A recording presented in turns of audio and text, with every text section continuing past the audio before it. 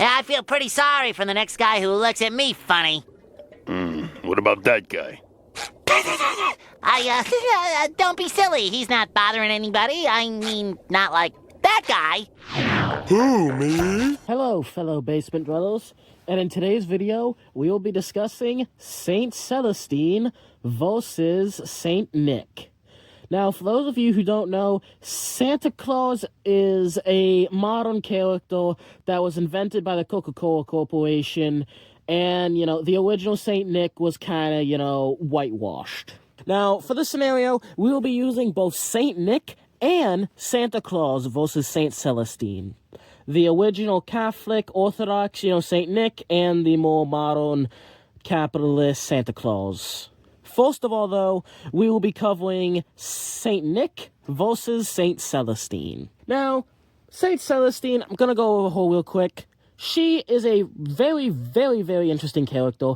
We first see her as a sister of Pentia, although there's some accounts that she was actually during the Siege of Terror, but I'm not going to get into that. And she's a sister of Pentia, and eventually she goes Leroy Jenkins enough times and just doesn't suffer any wounds that they kind of take her out of Sister Pentia and make her like a full-fledged sister.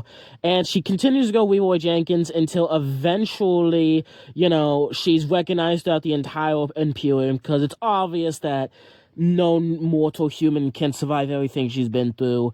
And, she gets, unfortunately, though, she fights a Chaos Lord, and the Chaos Lord is a total soyjack, and instead of fighting her directly, just kind of suicides himself using a nuclear weapon. But it turns out later on that she got revived and would occasionally just come back to save humans in their dire need. Well, humans or space marines. Now, there's a million, lore channels that, describe all her abilities. Please go check one of them out, because I don't want to make this video way too long. Anyway, so you kind of get the bare rundown of her abilities. Now, so you get the kind of bare rundown of her, backstory. Now let's get into Catholic Saint Nick. I say Catholic, but, Catholic and Protestant, so like pretty much the same thing, but with a slightly different coat of paint. Now, to become a Catholic saint, you have to have at least 3 miracles about you. I'm only really going to be covering one of the miracles. I'm not going to cover the entire backstory of Saint Nick or all of the miracles, because I don't want to bore you and I don't want all of you to leave. Now, Saint Nick was born very wealthy, but unfortunately his parents passed away relatively early on in his life, so he's kind of like Batman. Saint Nick didn't stay wealthy for long.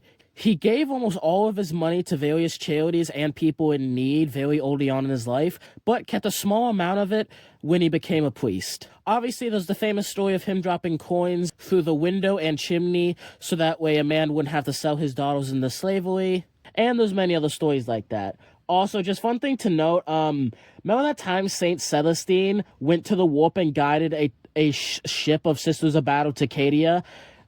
Saint Nick was also the patron saint of sailors, and even in today, you can find some, shrines to Saint Nick on sailing vessels, because because a lot of his life when he was a priest, he was nearby a coastal town, and so all the time he would be, praying for sailors. So they're not too different after all.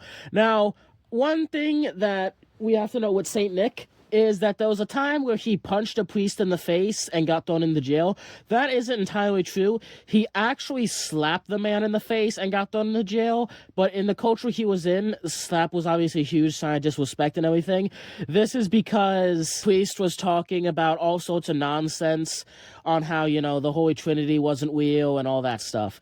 And so he was being a heretic, and and Saint Nick tried to talk him out of it and repeatedly asked him to stop, and the heretic just didn't, and he lost his temper and slapped him. He did regret this, though, and this was a mistake. There was also a time that Saint Nick was able to revive dead children back to life, so that's another one of his powers, I guess. So he is the saint of brides, seafarers, travelers, charity, and of course children. Now, one of his greatest feats in terms of, combat ability is chasing Satan off of a ship, pretty much.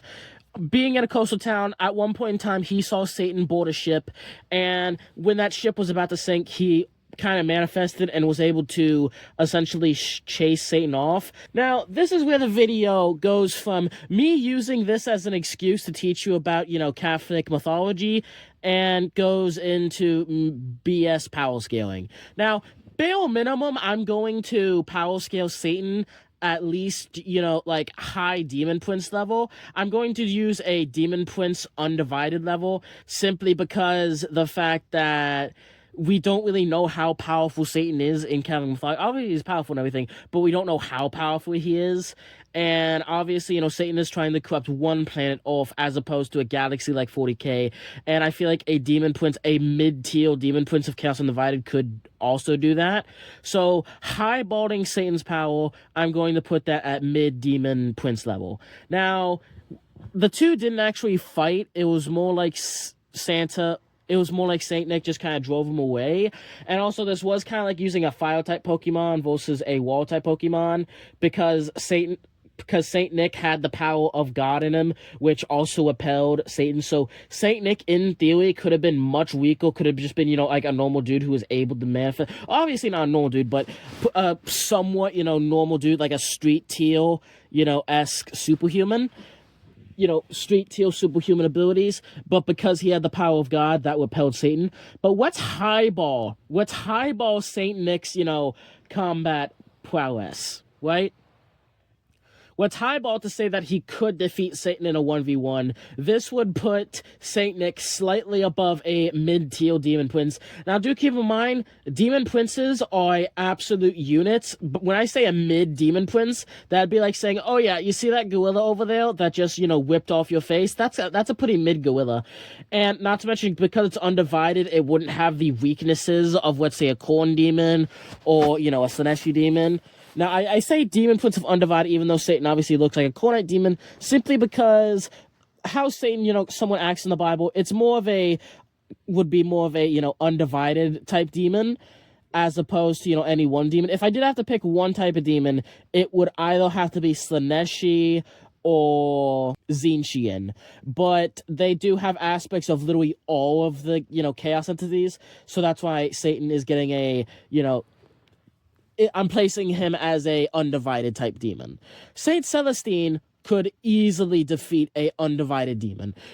There's very few demon princes that Saint Celestine couldn't demolish. So even if Saint Nick did have the power to defeat this, demon of undivided, which he probably didn't. It was most likely simply, it's because he had the power of God that repelled him. He didn't have the power himself. It was just the fact that, it was just the fact that because he had, God's love, that it repelled Satan. So even highballing it to say that he could, Saint Celestine, there's just nothing Saint Nick can do against Celestine. And again, even if the two were of similar power, right, Saint Celestine's still going to win because one of them is a warrior while the other one is a debater. So don't get me wrong, we all love Saint Nick. He is debatably the best human to ever live, the best actual, not Jesus human to ever live. He is incredibly kind. He's often referred to as the saint of everything because he was just built different. He was just the best a normal human can be. But unfortunately, in a fight between him and Saint Celestine, I can't see him coming out on top. Now, let's throw the biggest contestant we've ever had here against Saint Celestine. The modern rendition of Santa Claus. Queso! Now, very quickly, I'm going to get in the power scaling Santa Claus. He can move at 1.6 million miles per hour. And no, I was far too lazy to do those calculations. This guy right here did the calculations. He also did the strength calculations, which I'll be going over real quick before I get into Celestine. I didn't really cover Celestine feats because, honestly, Celestine versus Saint Nick unfortunately wasn't close. But let's get into how strong Santa is. Now again, based on this guy's calculations, which I am far too lazy to fact check, but Santa Claus is able to carry like 10 billion pounds. So he's almost able to pick up queso.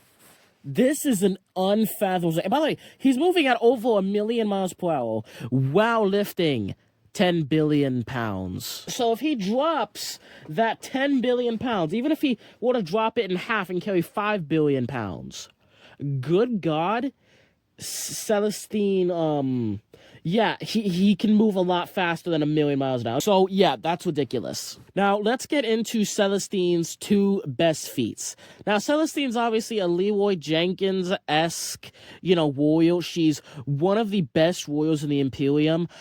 In my personal opinion, I would consider her to be the third or fourth best warrior in the Imperium, obviously behind the 2 Primarchs and debatably above Mephiston.